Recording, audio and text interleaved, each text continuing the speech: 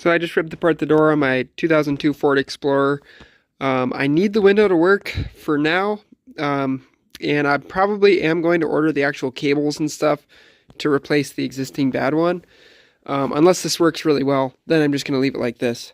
But basically, when the cables break, they always like get bound up, and completely destroy the whole motor assembly, which is back in there. You can see we've got loose cables flopping around, and it seems to be way more complicated than you would expect in order to just roll the window up and down. There's like a cable going in like an X pattern, and I don't really even understand how it can work. I've replaced the one on that side, and they're kind of a pain in the butt to work on. Anyway, in order to get that little carriage thing that fell off, along with the broken drill bits that are down there, you have to drill out a rivet. That piece, for whatever reason, they decided to rivet it to here. And same thing on this side, you gotta take out the speaker and drill out where that rivet is.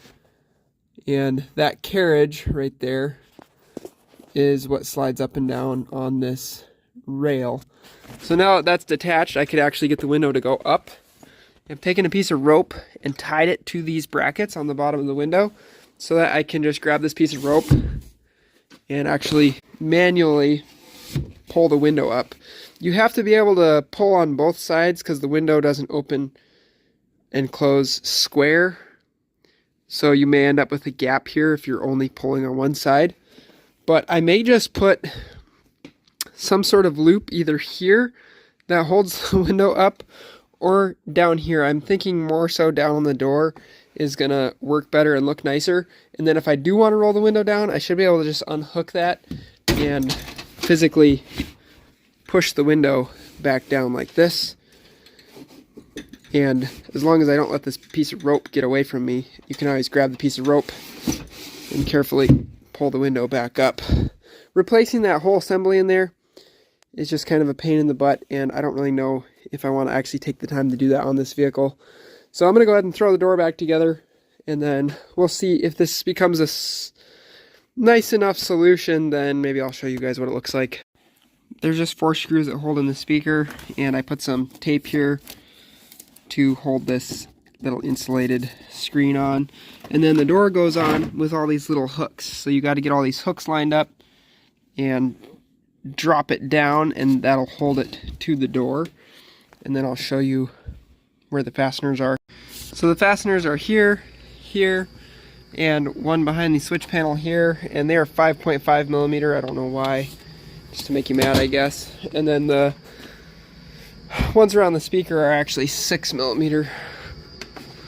And then this thing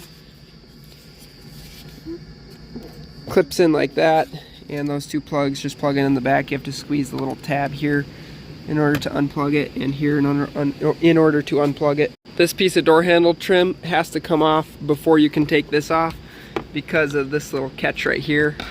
In order to put this on, just pull the door handle part way so you can get it over, and then snap it back into place. Pretty much goes together like Lego. And then like these are actually really solid doors. As long as you get everything to go back together, it's really not that bad.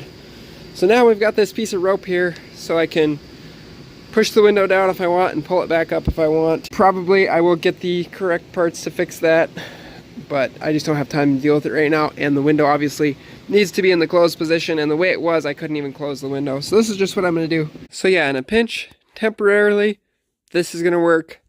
If I need to open the window, you just pull down on this, or up rather, on this bungee cord and unhook it, and then you can drop the window down and then pull it back up and rehook the bungee for temporary use.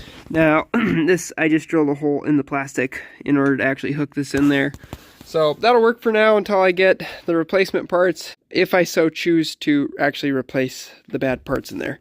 Again, not ideal. I wish I didn't have to mess with it. I don't have time to mess with it, but that's what I'm going to do for now in order to at least keep the window closed until I decide to fix it or have time to fix it. Yeah, that's just kind of how it is when you drive old cars. They tend to break, and you can spend a lot of time fixing them, but I think it's a lot better than a car payment. So anyway, I hope that you enjoyed the video, and I'll talk to you guys later.